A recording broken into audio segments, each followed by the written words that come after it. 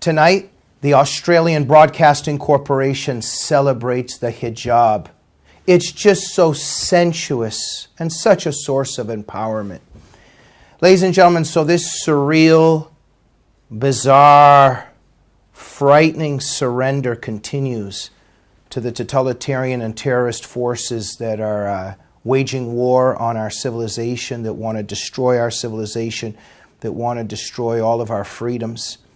And there's a certain worshiping that's going on now of this totalitarian entity.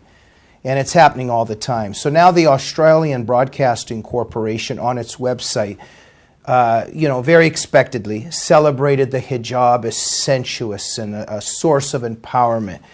On its website, they've got this writer on there, Claire Nichols, and she writes a piece on the Western Sydney poet Miriam Azam, and how this Western Sydney poet, Miriam Azam, she's exploring the modern experience of wearing the hijab. And for Azam, the experience of wearing the hijab can mean many different things. And so she writes in there about how at times the headscarf is soft and sensuous, and at other times it's a symbol of power. It's hard to get through some of this stuff when those of us who are fighting for human rights and fighting for true empowerment of women have to see this going down. Just a few thoughts here that came to my mind. This is a poet, a poetess. I'm just wondering, Miss Azam, if you're a poetess, I looked in the article, I didn't see you mentioning your thoughts on how your prophet ordered the assassination of the poetess Asma bint Marwan and the poet Abu Afaq. He had both of those poets, the poetess Marwan and the poet Afaq, assassinated.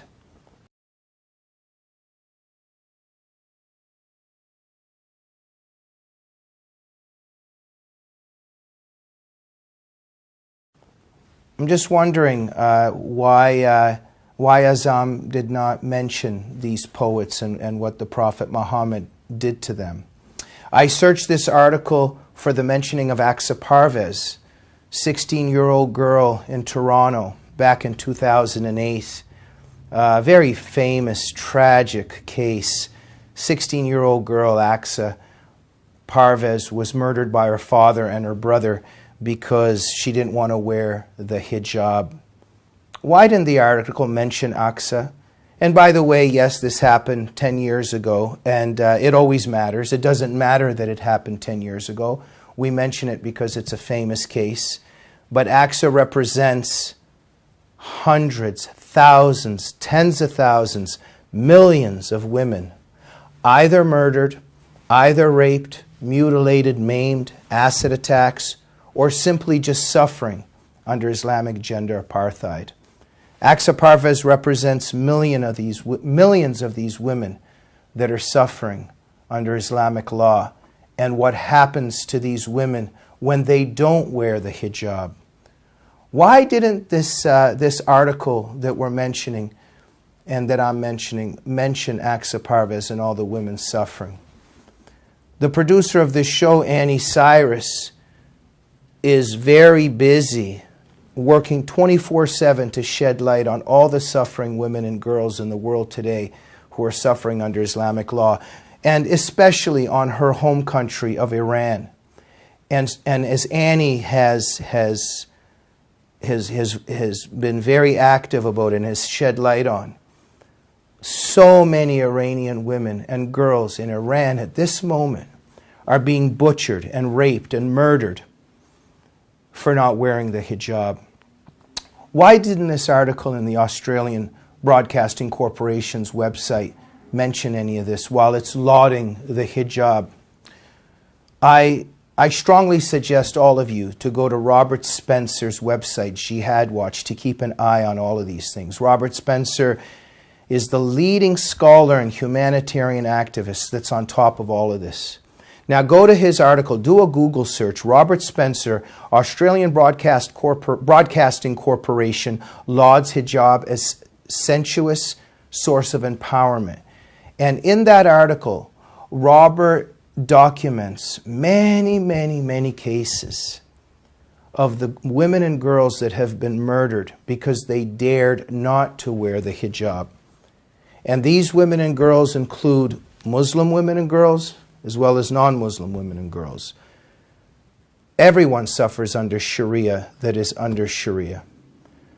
And what a shame that this continues today, that this article that I'm focusing on today, like so many articles, it celebrates and it's in awe of a totalitarian practice.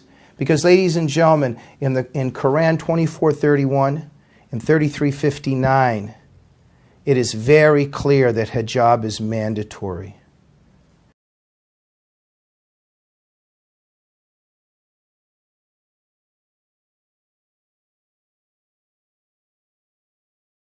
And that's why the women under Sharia have to wear the hijab. And if they don't, there's severe ramifications. And as humanitarians, as people who care, we need to be on the side of the victims. We need to be on the side of the women and girls that are suffering because of this totalitarian and misogynist law against women. But this quote-unquote poetess, Miriam Azam, it's very clear what she's doing. This is expected. She's ingratiating herself with her potential executioners, okay? Because she knows what will happen to her if she doesn't wear the hijab or if she tries to leave Islam.